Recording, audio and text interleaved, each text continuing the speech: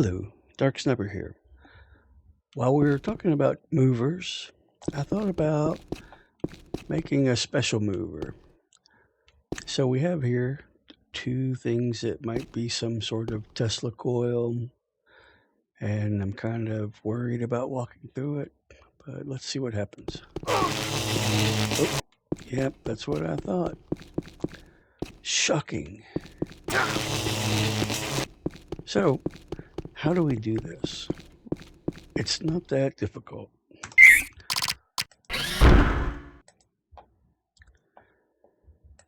All right, here we have our setup. There's our two coils, and all you have here are a series of triggers and a special event. And obviously, we also have a mover way out here. We don't need that guy. The reason he's way out there is because of the sound. If you have him close to the map, the sound, when he goes back to his spot, the sound will still play and you may be able to hear it. So we put him way out there. So let's go ahead and make it. Here, I already have a brush, just like we did the lifts. We want to make the mover before we turn it into a mover so we know what it looks like.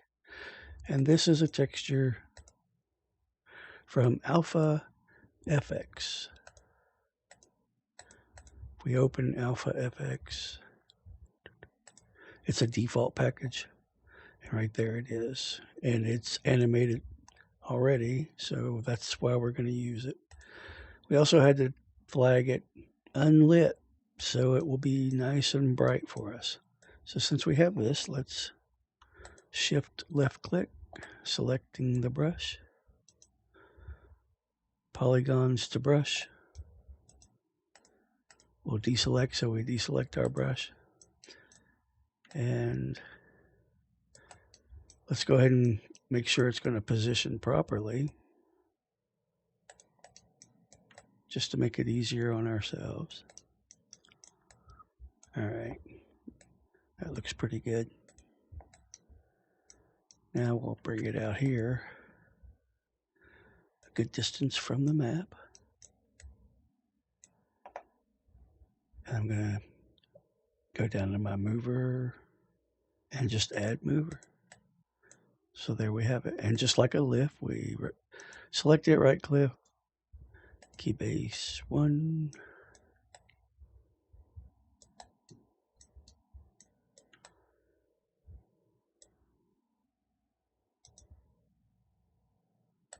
Zero. So there it is. Now we have to do some coding here, scripting, whatever you want to call it. Let's bring up our mover properties. Object, instead of bump open time, we need it to be trigger open time.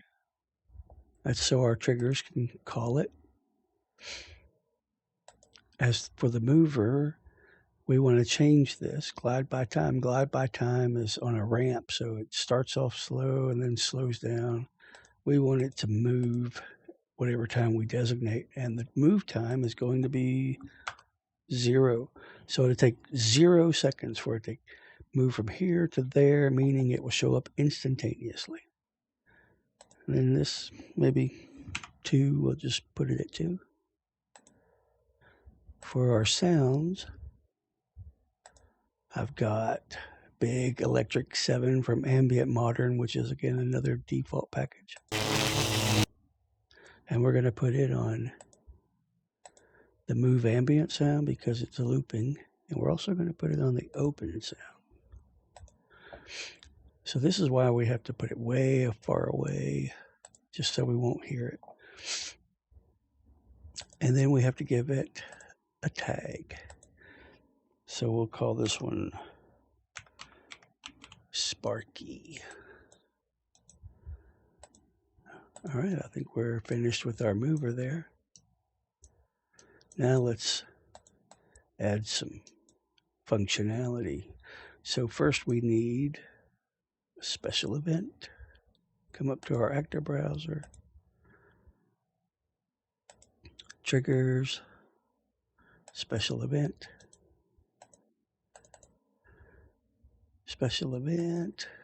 damage type. We're going to say it's burned. That way, if it'll come up that way, so-and-so got burned or whatever.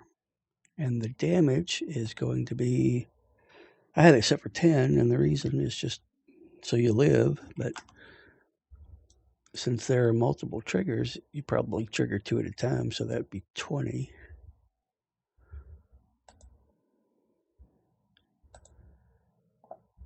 We need to call this Sparky also.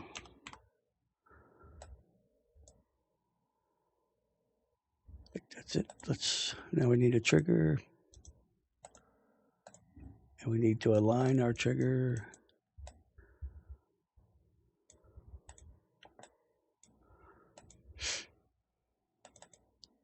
And on the trigger, we just have to call Sparky. Notice it immediately draws a line to the special event. So if you touch this trigger, you're going to incur damage, but you're also going to call the mover.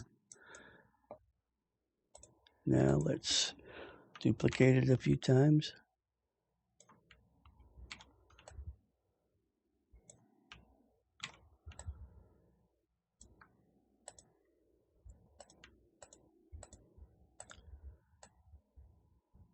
That should be good. Kind of move it up here. There we go. About in the same position that our electrical spark will be. All right, so that's on the right side. Let's rebuild and test it.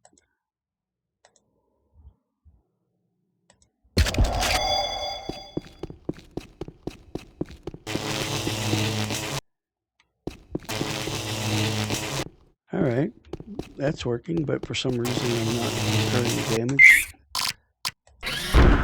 It's not surprising. I probably missed something, and I know what it was too. Do you know what it was? On the object, the initial state of our special event, we need to tell the triggers what it is. It is a damage instigator. So now this damage will, in fact, happen.